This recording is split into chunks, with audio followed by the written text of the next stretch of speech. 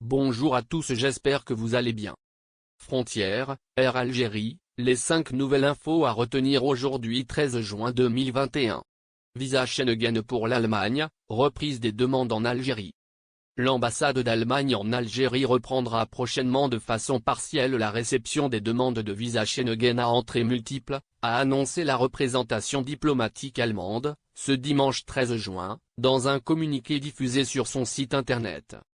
L'Allemagne devient le 4e pays de l'espace Schengen à annoncer une reprise partielle de la réception des demandes de visa, après la France, l'Italie et l'Espagne.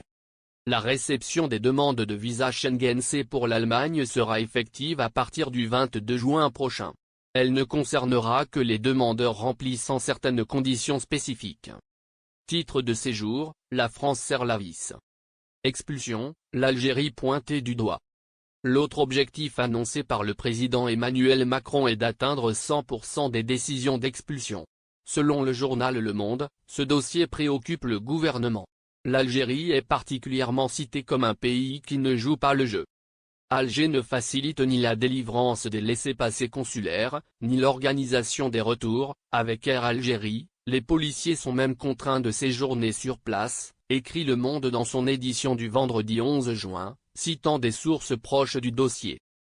Prix d'euro aujourd'hui 13 juin 2021 sur le marché noir. 1 euro grimpe aujourd'hui au prix de 211 DA à l'achat, contre 213 dinars algériens à la vente, soit 100 € s'échange à 21 300 dinars algériens.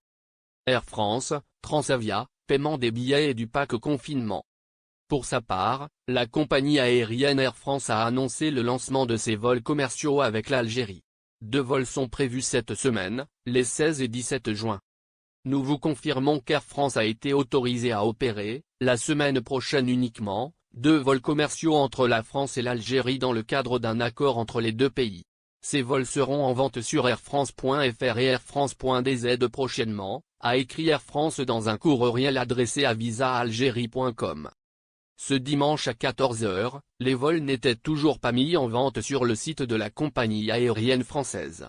Mais les 2 vols sont bien programmés, selon Aéroports de Paris, ADP. Comme Transavia, Air France reste muette concernant les modalités de paiement des frais de quarantaine obligatoires en Algérie. Confinement, quelles modalités pour les compagnies françaises? Air France et Transavia ont été les dernières à annoncer le retour de leurs vols commerciaux. Selon nos sources, les discussions avec ces 2 compagnies françaises ont duré presque 2 semaines et ont buté sur plusieurs points dont les modalités de paiement du pack confinement. Selon nos informations, les compagnies françaises n'ont toujours pas signé de partenariat avec le groupe Hôtellerie Tourisme et Thermalisme, HTT, qui gère les hôtels publics réquisitionnés pour le confinement, ni avec l'Office national algérien du tourisme, ONA.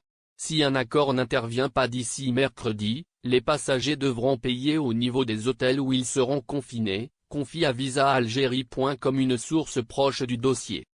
Depuis l'entrée en vigueur de la réouverture partielle des frontières, Air Algérie a signé une convention avec le groupe Hôtellerie Tourisme et Thermalisme tandis que d'autres compagnies étrangères à l'image de Turkish, Lufthansa et Tunisair ont conclu un accord avec l'ONA pour organiser le paiement du pack confinement des passagers.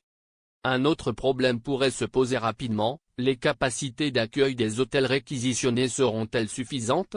Air France envisage de mobiliser le Boeing 777-300 pour ses vols commerciaux avec l'Algérie. Cet appareil gros porteur est capable de transporter 468 passagers. Avec 2 vols par semaine, Air France à elle seule va transporter près de 1000 passagers chaque semaine. À ces 1000 passagers, il va devoir trouver des places dans les différents hôtels réquisitionnés. Ce sera très difficile, commente une source proche du dossier.